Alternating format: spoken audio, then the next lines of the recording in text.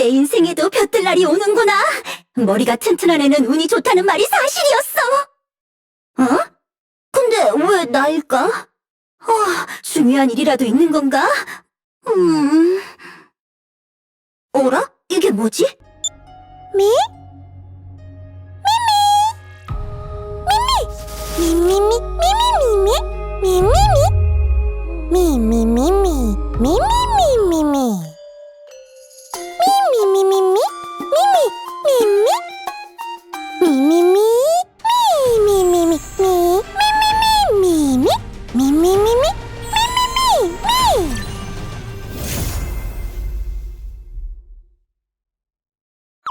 넌 혹시 길을 잃었니?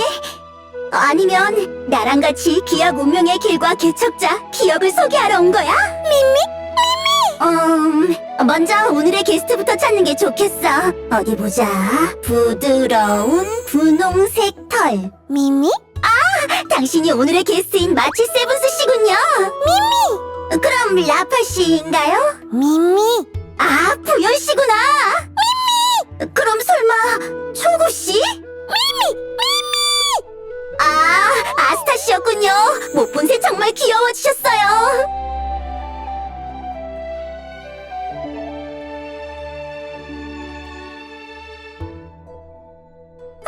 미미 씨구나. 만나서 반가워요. 어서 오세요. 미미미미. 뭐라고 하는 거지?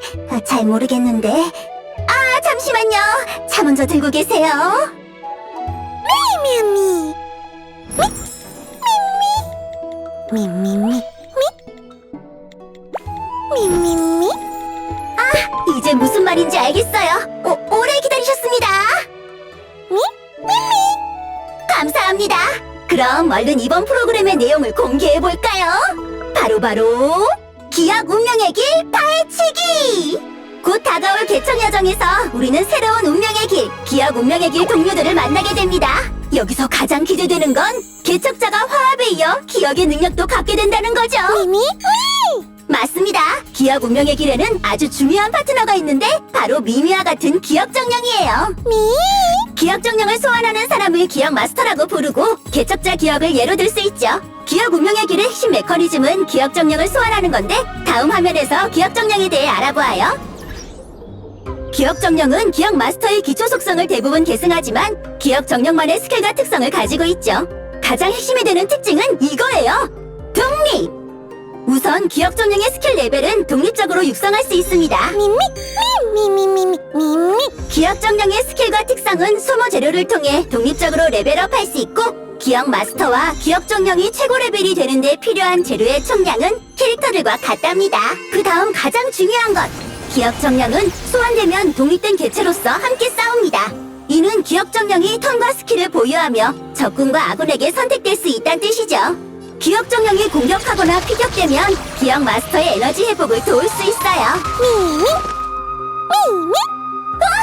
그럼 전장의 기억 마스터가 4명이고 모두 기억 정령을 소환하면 최대 인원이... 미미미미. 사람이 많으면 좋죠! 또한 기억 정령이 소환되거나 사라질 때는 특수한 기억 정령 특성이 발동되어 특수 효과가 생성됩니다. 소환되거나 사라질 때 특수 효과가 엄청 강력하다면 기억 정령에게 이를 반복시켜 특수 효과를 끊임없이 생성해 강력한 한방을 날릴 수 있겠어요. 미미미?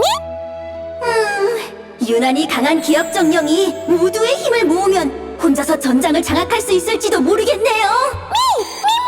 그럼 기억 정령을 여러 소환해서 다 같이 때리면 더 많이 때리고 더 빨리 쓸어버릴 수 있겠어요. 미미?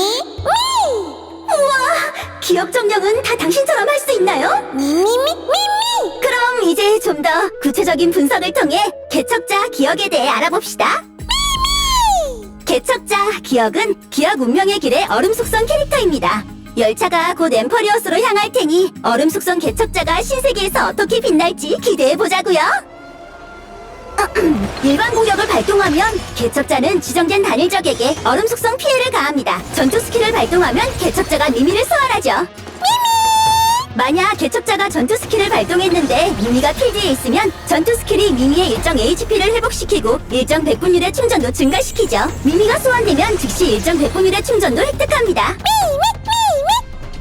미미는 초기의 일정 속도와 개척자의 HP 최대치의 일정 비율에 따른 HP를 보유합니다. 미미가 필드에 있을 시 자신의 치명타 피해의 일정 비율만큼 모든 아군의 치명타 피해를 증가시키죠. 미미미 행동 서열이 미미에게 돌아오면 미미는 자동으로 공격을 발동해 랜덤 단일 적에게 일정 횟수의 얼음 속성 피해를 가하며 그 후 모든 적에게 얼음 속성 피해를 가해요.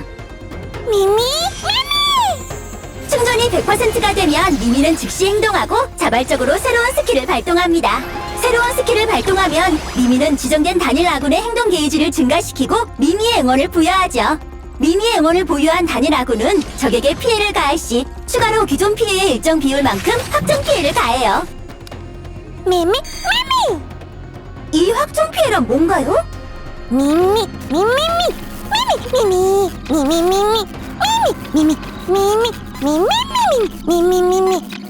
아, 그런 거군요. 미미가 사라지면 개척자의 행동 게이지가 증가합니다. 미미 상심하지 마세요. 함께 싸울 날이 곧 올 거예요. 미미 개척자가 필살기를 발동하면 미미를 소환해 일정 백분율의 충전을 획득하고 미미가 즉시 공격해 모든 적에게 미미 자신의 공격력에 따른 얼음 속성 피해를 가합니다.